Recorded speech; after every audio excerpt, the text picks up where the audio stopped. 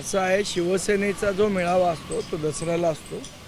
महाराष्ट्र नवनिर्माण सेनेचा मेळावा हा गुढीपाडव्याला असतो आणि सन्माननीय राजसाहेबांचं शिवतीर्थावर भाषण हे गुढीपाडव्यालाच होतं, इतर वेळी नाही.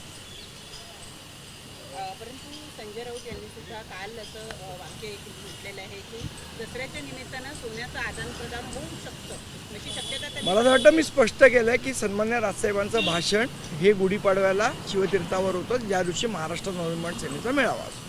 परंतु भाषण न करता समजा जर निमंत्रण दिलं गेलं तर जातील.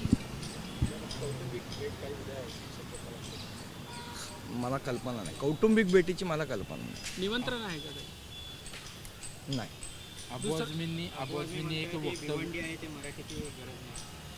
अबू आझमींच्या डोक्यावर थोडा परिणाम झालेला आहे. मला असं वाटतं ते डोक्यावर पडल्यासारखे वागतात.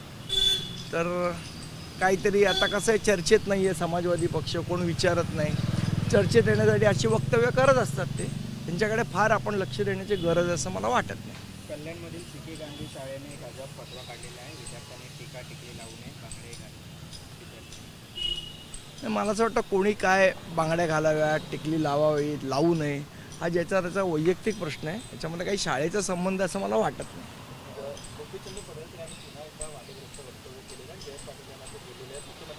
ते दोघं आपापसात बघतील. ते अबू आझमी याच्या अगोदर देखील वारंवार मनसेवरती टीका मी तुम्हाला सांगितलं ना, अबू आझमी जेव्हा चर्चेत नसतात, त्यांना कोण विचारत नाही, त्यावेळेला ते अशा प्रकारची वक्तव्य करतात. त्यांना फार सिरियसली घेऊ नका. लोक पण त्यांना सिरियसली घेत नाहीत, तुम्हीही घेऊ नका. राज्यात पूर परिस्थिती आहे.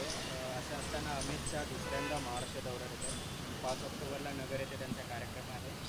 मदतीची काय अपेक्षा वाटते? मदत जाईल महाराष्ट्राला किंवा इथल्या मराठवाड्याला? मला असं वाटतं की महाराष्ट्रामधनं सर्वात जास्ती कर हा केंद्राला कोण भरत असेल तर तो महाराष्ट्र भरतो. आणि जेव्हा महाराष्ट्र संकटात आहे त्यावेळेला मला असं वाटतं त्या कर स्वरूपात जे पैसे आपण भरतो त्यातले पैसे आपल्याला आले पाहिजेत. जर महाराष्ट्र सर्वाधिक कर भरणारा जर राज्य आहे तर त्या महाराष्ट्रावर अन्याय का व्हावा? आज जेव्हा महाराष्ट्राला गरज आहे तेव्हा ते पैसे आले पाहिजे, ही आमची ठाम भूमिका आहे. मुख्यमंत्री भेटून आले.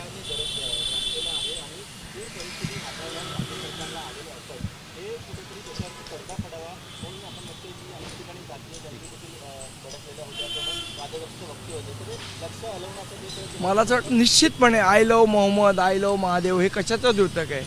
पूर परिस्थिती, झालेलं अपयश, हे सगळं झाकण्यासाठी हे धंदे चालू आहेत. अबू आझमींच्या वक्तव्यावरती अप्पाचं सोड ना आता. अबू आशिष आझमी शेलार म्हणतायत की मनसेने यावरती भूमिका स्पष्ट करावी. सोडा ना, मी म्हटलं ना तुम्हाला डोक्यावर पडलंय. अमित शहा 5 ऑक्टोबरला पुन्हा एकदा